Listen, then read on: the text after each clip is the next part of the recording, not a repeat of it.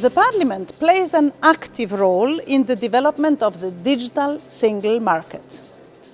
I am the chairwoman of the Working Group on Digital Single Market, and we organize regular meetings of members of the European Parliament who work on digital issues. The Working Group is a platform where members exchange views with the best experts, with European Commission, and with Member States representatives on the digital topics. We discussed many issues like consumer rights online, sales rules for digital content, Internet of Things, or, for example, how to organize cross-border parcel delivery more efficiently so that our goods that we buy online are not so expensive. We are committed to formulate knowledge-based policies. Comprehensive research and analytical support for parliamentary committee is particularly important in digital area. It helps us to keep pace with advancing technology. But I believe that the digital revolution changes not only our economy, but also our society. It changes the way we live, the way we work, study, learn, and entertain. The Internet in its nature is global and knows no borders, but there are artificial boundaries that need to be taken down regarding Europe's digital single market. For example, in China, when they develop an idea or a product, they have access to 1 billion people. In America, that would be 320 million people. We would want it to be in Europe for 507 million people, but currently it's not like this. So the European Parliament adopted a pro-innovation report to break down the barriers between our 28 member states, but also the eventually simplify citizens' lives. With the report, the Parliament supports innovation-friendly policies. It calls the EU to be more proactive in seizing the opportunities around the new technologies, such as big data or Internet of Things. They can radically transform our economy, and our legislation needs to reflect that.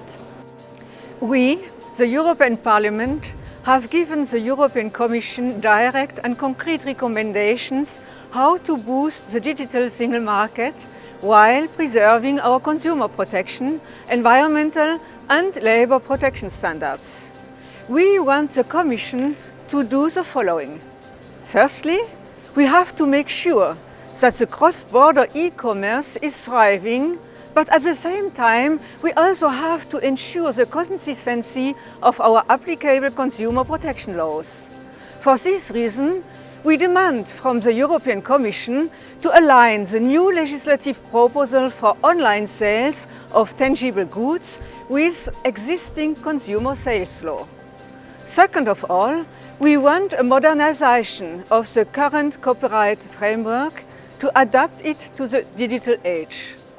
A third action we demand from the European Commission is to enhance portability and interoperability in order to stimulate the free circulation of legally acquired content or services. It would be very sad if Europe was the only continent which denied new business models, and this would lead to bad situations in terms of jobs and economic growth.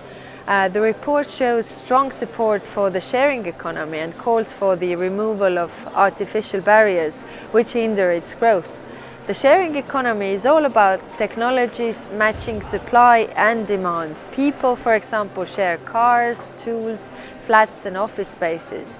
Removing the barriers will enable Europe to reap its benefits of the digital market and create new opportunities for businesses, citizens and public bodies. Many companies are presently hesitant to invest in these new business models because they do not know which rules the EU is going to apply to them, and so they lack legal certainty.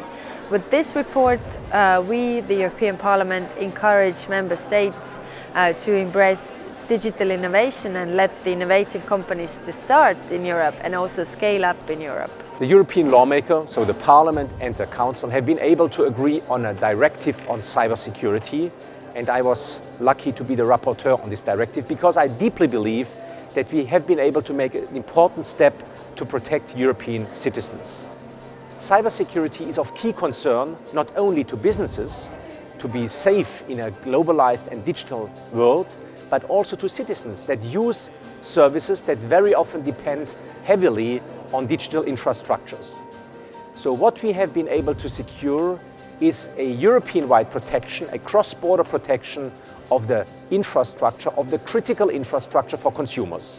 Whenever you are using your energy, whenever you are switching on your electricity, whenever you are using your banking account, very often digital services are behind, and the digital services need a strong protection, and we need to do that in the European Union on a cross-border level, because very often infrastructures are in one country, but the digital services might be in another country. So we have to protect both together, the normal infrastructure and the digital infrastructure, and that's what we have been able to agree in the European lawmaking process. There are also some digital services that you use on a voluntary basis, search engines, cloud services, and online marketplaces. And because they are key for this digital era, we have been able to include them as well into the directive to make sure that citizens' services are protected all over the place. And we hope that together with the institutions that will be set up in the member states, we can secure that critical data in the European Union will be better protected in future, so that we have a real space for cybersecurity. From 31st March 2018, all new models of cars and light commercial vehicles in Europe will be equipped with an eCall. What is the eCall system? The eCall in-vehicle system uses 112 emergency call technology to alert the emergency services to serious road accidents. It automatically dials the 112 emergency number if a serious accident occurs. How would it help? It enables emergency services to decide immediately on the type and size of rescue operation needed, which in turn helps them to arrive faster, save lives, reduce the severity of injuries and cut the cost of traffic jams.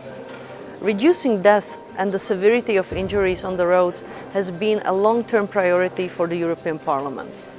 eCall emergency system will help to improve road safety for citizens in all 28 member states. The quicker response from the emergency services to accidents on roads across Europe has a potential to save about 2,500 lives in the EU every year. Thanks to the European Parliament, the eCall as a public service, free of charge for all citizens, irrespective of the type of vehicle or its purchase price. eCall will contribute to our common goal, making European roads safer. The European Parliament just voted for a new law, the Data Protection Regulation, which soon will change all of your lives with regard to your personal data.